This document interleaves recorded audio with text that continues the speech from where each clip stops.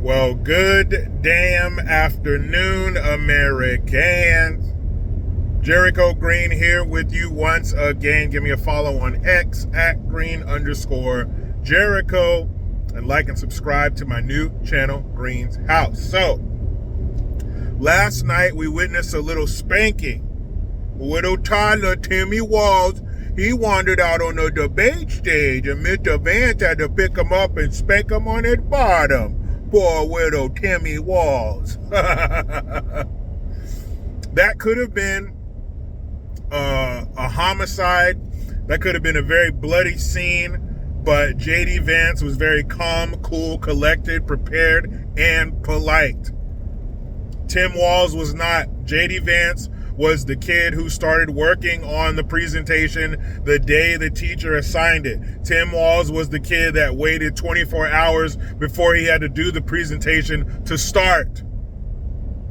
He looked, you know what he looked like? He looked like in a scary movie if some old man sees a goblin or a spirit and they're so scared that they're frightened forever. You know what I mean? Like they have this permanent, like kind of look on their face. Damn, the 18-wheeler almost fucked that dude. See that 18-wheeler going by? He was supposed to stop behind that white truck. Fucked up. Anyway, he, very Don Knotts, very hapless. Oh, what do you mean there, Randy? I mean, shit was embarrassing. J.D. Vance was so prepared, it was scary. And the cool thing was, like I said, it could have been bad. J.D. Vance could have gone aggressive and shredded Tim Walz, but instead, he allowed Tim Walz, instead of whooping Tim Walz's ass, he allowed Tim balls to the wall to whoop his own ass. He just kept giving Tim enough rope to hang himself. He just said his piece, stepped aside, and allowed Tim Walz to run headfirst into a brick wall over and over again. J.D. Vance was so good that the talking head Chinese puppets with Xi Jinping's hand up their ass to the elbow, maneuvering their lips, had nice things to say about J.D. Vance. Even Peppermint Patty said that he was polite and prepared. All those evil little racist black women they have on MSNBC and CNN and all that shit, they were saying how nice and polite and prepared J.D. Vance was. And Kamala Harris was in her living room watching that debate like, fuck, why didn't I pick the little Jewish dude from Pennsylvania? Damn it. You made a bad choice, Kamala, the Ugandan nightmare, just as bad as when you decided to sleep with a married Willie Brown. What did Bill Dukes tell Kane and Old Dog when he was interviewing him in the interrogation room in Menace to Society? You know you fucked up, don't you? So did you buy the 40 ounce at 11:30 or 12:30? No, it was 12:30. You said it was 10:45. Well, no, we got there. Sorry, Kamala. You made a bad choice. Too late now. You can't take him out and reinstall somebody else like you did to Sloppy Joe. And Sloppy Joe's on a beach in Delaware somewhere.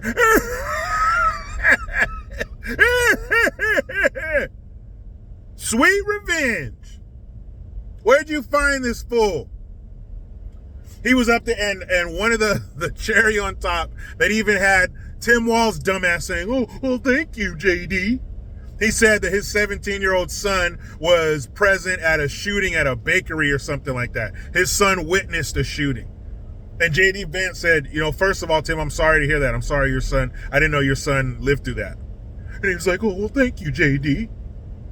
I was like, don't you know you're supposed to be debating J.D. Vance, not giving him a hand job under the podium? You're not on this team, remember? Snap out of it, dummy. And he messed up on he was there. Another checkered statement about his past in the military. He said that he was in Tiananmen Square and, oh, well, I misspoke and, my bad, I wasn't there. No, you don't misspeak. You don't misspeak.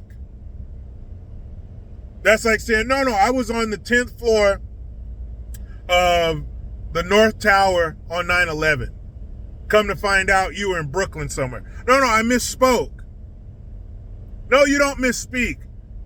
That's a major event in world history. You don't misspeak and say you were there when you weren't there.